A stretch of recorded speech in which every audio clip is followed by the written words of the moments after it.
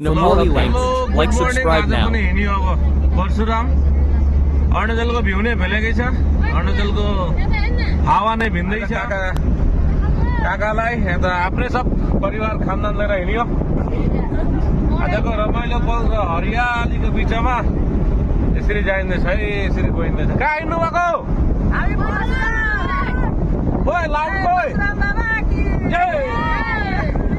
ल यसरी नै गयो है। अब गुनानगर नगरबाट अगाडि सिधै Parshuram. Welcome to Parshuram gate पनि देखियो।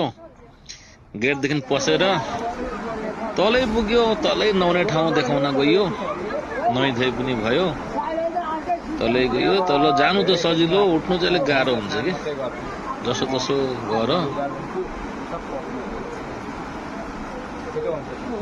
माथिबाट कुद्दै कुद्दै तल आइयो।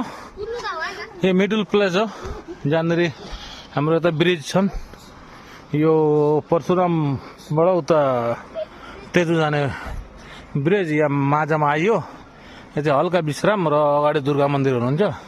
दुर्गा मन्दिरको दर्शन गर्ने अरे भनेर एकछिन रोकिएको छ। बाँकी उताबाट आउँदै हुनुहुन्छ, धेरै पछि हुनुहुन्छ। भएसम्म म देखाउन कोसिस गर्छु हजुरहरूलाई।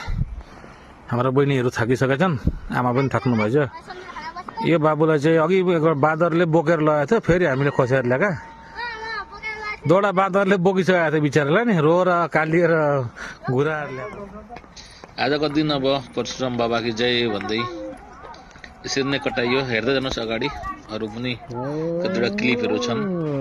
नाम्दो फेरि तल जानु सजिलो हो, अलिक गाह्रो हुन्छ। परशुराम टोली कतै परशुराम मान्छेहरूको त अलिक गाह्रै हुँदो रहेछ। अलिक गाह्रै माथि उठाइ हुँदैछ। नाम्नु ठिकै छ, उठ त फेरि चाहिँ अलिक सास अड्की आउँदैछ।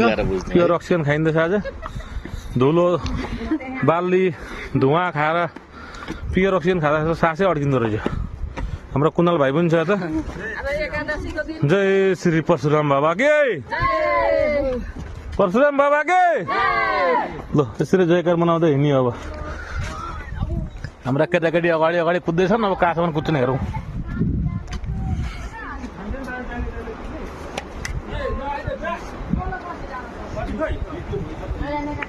पानी कसरी खाँदो रहेछ? पानी माथि दुश्मन छ नै मेरो। परशुराम बाबा के जय, परशुराम बाबा के जय।